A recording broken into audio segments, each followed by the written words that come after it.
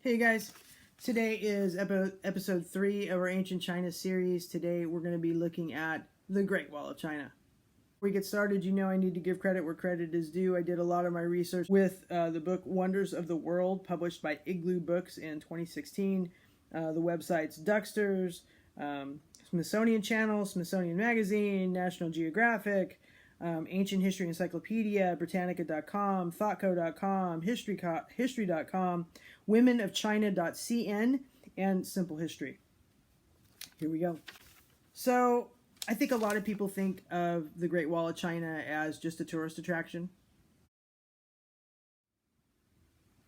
But it's so much more than that. It's so much more than even just a representation of the history of China. It is a representation of the ideology of China. Ideology.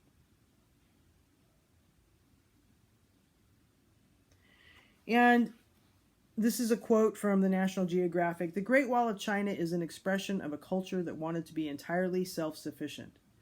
In other words, the Chinese didn't want people coming in and messing with their way of life. They wanted to be left alone. We'll see if they accomplish that. So in ancient times, it was really common for villages or kingdoms or city-states to be surrounded by a wall for protection. Remember in Mesopotamia, they had a wall, they had a moat. In ancient Greece, in Athens was walled off. That's how they kept the Spartans out for so long. Walling up your society, your city-state, your kingdom, whatever, is a super common thing to do back in ancient times. The Great Wall of China, however, is a little bit different. A couple of videos ago, I mentioned that China was geographically safe from outsiders. It had the deserts, and it had the Pacific Ocean, and it had the steppes and the plateaus and the Himalayas and all this stuff. And geographically, topographically, it was quite safe. But those didn't work 100%. To the north of China is a place called Mongolia.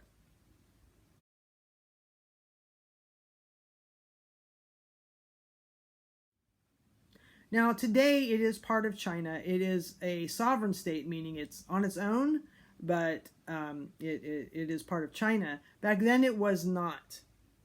China always considered itself to be, and actually called itself, the Middle Kingdom, because it had invaders to the north and invaders to the south.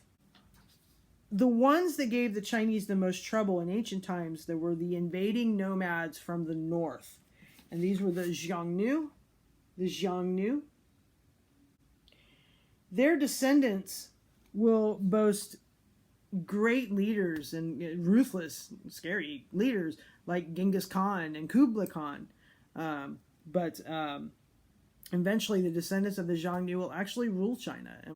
Before I go any further, what I would like to do is get the definition of the Great Wall of China. This one doesn't have a card. You have to listen. The Great Wall of China is a network of walls and watchtowers used for China's defense against invaders that runs anywhere between 8,000 and 12,000 miles long, depending on who you ask. It was never a single wall, and it ran from Shanhaiguan, you don't have to write that, to the Yellow Sea.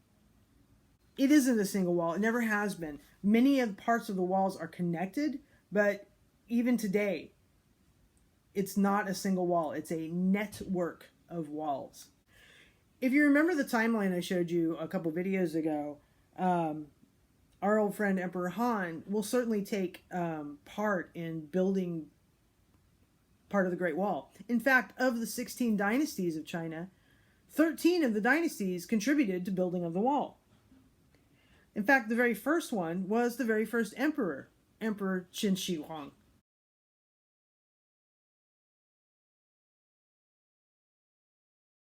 But just know that around 220 BCE, he was the first emperor to tell his people, you know those walls that you keep that separate us from one another? Take those down. You know those walls that we have that keep out the invaders? Yes. Keep those and fortify them. I'm going to be using fortify a couple of times, so let's get that definition. Fortify those walls to keep the invaders out. So, even back then, even in the first emperor's time, the people, the peasants, really had a lot of issue with putting their effort and their money and their resources into their men into making this wall. There are many folk tales surrounding the building of the Great Wall of China. But this one is one of my favorites because it really makes it clear the toll that the building of the wall would have on the people of China. There are many versions of this particular story, but I'm going to use this one because it's just a little bit shorter. This is the story of Lady Meng Jiang. During the years of China's first emperor, a young lady called Meng Jiang was just married to a handsome young man living in her neighborhood. But before their honeymoon was over, Meng Jiang's husband was snatched away from their home by government officials and was then sent to the remote north country to build a long defensive wall. Weeks turned into months, and soon after winter descended, but the newlywed young lady hadn't heard anything from her husband, and she missed him so badly. One night, she dreamed of her husband. In the dream, the young man looked gaunt, and he shivered terribly in the bitter cold wind. He called out to his wife, telling her how cold he was. So the next morning, Lady Meng Jiang made up her mind to travel to the construction site of the Great Wall to meet her husband there and bring him some warm clothes. After a long, hard journey through rivers and mountains, Lady Meng Jiang finally reached the Great Wall. But she couldn't find her husband, and soon she learned from others that her husband had already died. But where was his body? Where was his bones? No one could tell her for sure. Someone said her husband and several other laborers could have been buried in the wall after they died. Hearing that, Lady Meng Jiang was so heartbroken that she began to wail loudly at the foot of the Great Wall. She wept incessantly for 3 days and nights. Then suddenly, a section of the wall near her collapsed, exposing a pile of white bones.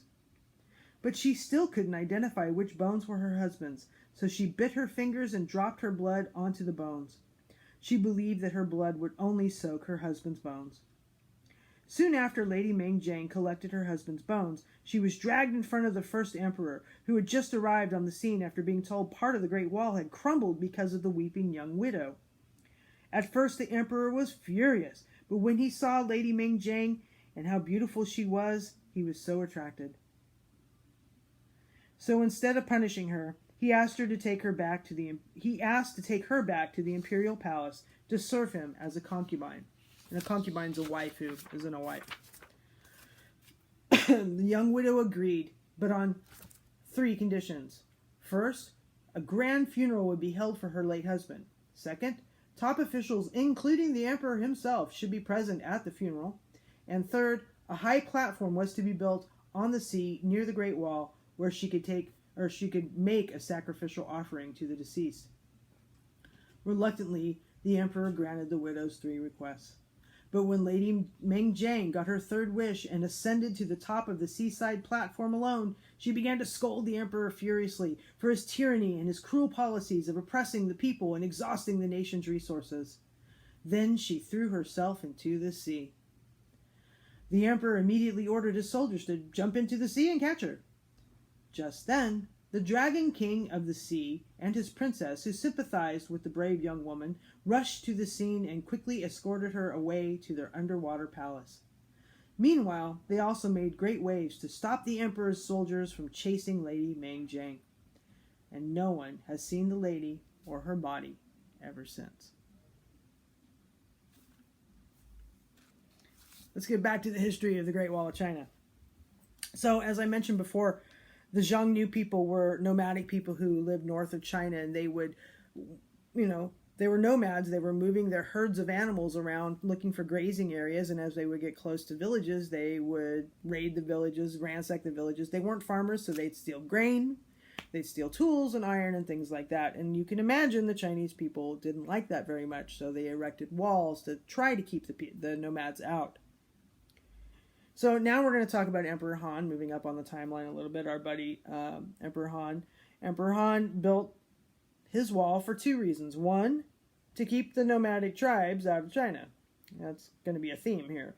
But 2, there's another reason. Can you think of it? Do you remember from the last video what he had going on? The Silk Road is right. He built a wall to keep the Silk Road safe. if China was going to make any money off the Silk Road, he had to keep the merchants safe. I mean, just goes to follow. So he built the wall to be manned by the army to keep the merchants traveling back and forth safe. We have to move up almost to the end of the timeline here, to the last two dynasties, the Ming from 1368 to 1644, and then the Qing from 1644 till the end of the dynastic period in around 1911, 1912, right in there.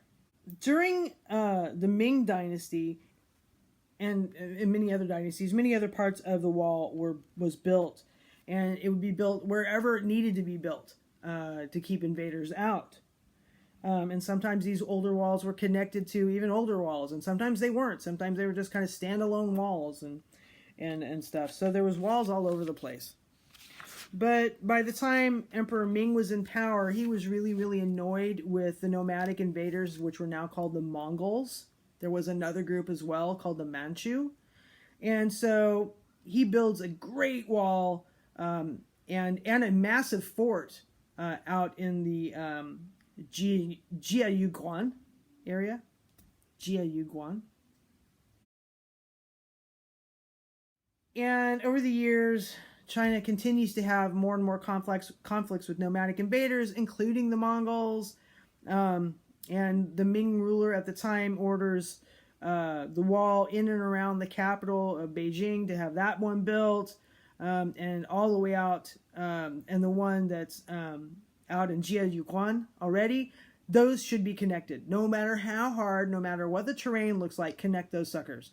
And so that was a tough bit of work to keep the invaders, the Mongols and the Manchu out. It took till 1644 to complete the connection of all these walls. Again, still not one single wall. There's a bunch of other walls, but that was the main one. The Ming Dynasty wall is the one we think of when we think of the Great Wall of China.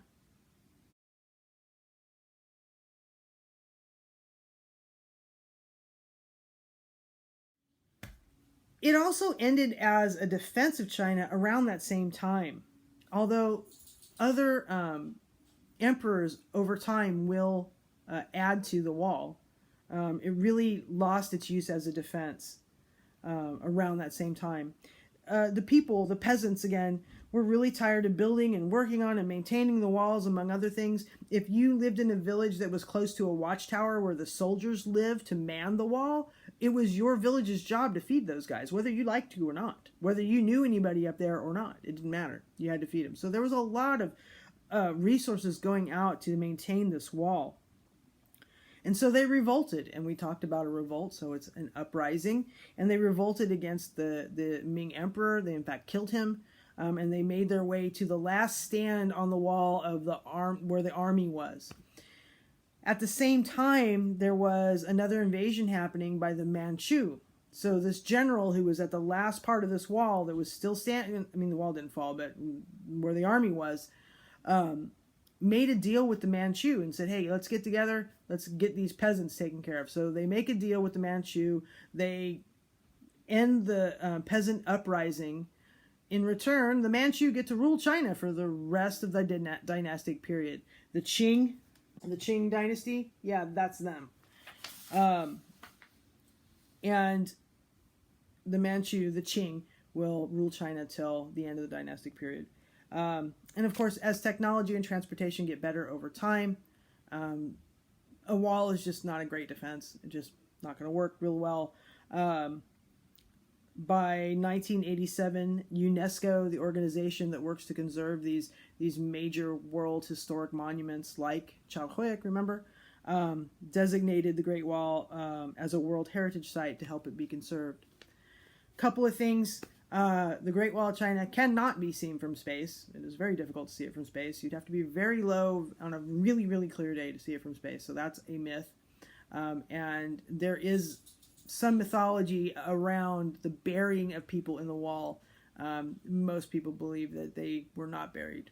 There were no people buried in the wall. So there you have it. So we're going to keep moving. Make sure you get your notes taken care of. And I'll see you next time. Bye.